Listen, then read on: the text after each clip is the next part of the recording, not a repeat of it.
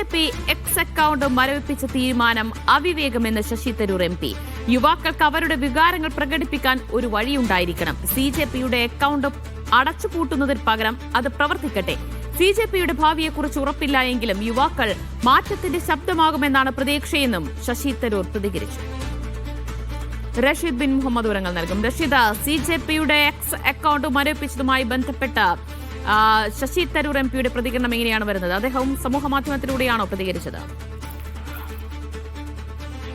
ദിവ്യ, CJPയുടെ ആദ്യമുണ്ടായിരുന്ന account പൂട്ടിയതിന് പിന്നാലെ പ്രതിപക്ഷ MPമാരുടെ ഭാഗത്ത് നിന്നും വലിയ തോതിലുള്ള വിമർശനമാണ് ഇപ്പോൾ ഉയർന്നു വന്നിട്ടുള്ളത്. കഴിഞ്ഞ ദിവസങ്ങളിൽ മഹുവ മൊയ്ത്ര MP അടക്കമുള്ള ആളുകൾ വിമർശനം ഉയർത്തിയിരുന്നു. ഇപ്പോൾ കോൺഗ്രസിന്റെ MP ആയിട്ടുള്ള ശശി തരൂർ ആണ് ഇത്തരത്തിൽ കേന്ദ്ര നടപടിക്കെതിരെ രൂക്ഷമായിട്ടുള്ള വിമർശനവുമായി രംഗത്തെത്തിയിരിക്കുന്നത്. CJPയുടെ അക്കൗണ്ട് മരവിപ്പിച്ച തീരുമാനം കേന്ദ്രത്തിന്റെ അവിവേകമാണ് എന്നുള്ള കാര്യമാണ് വിമർശനമായി ശശി തരൂർ മുന്നോട്ട് വെച്ചിരിക്കുന്നത്.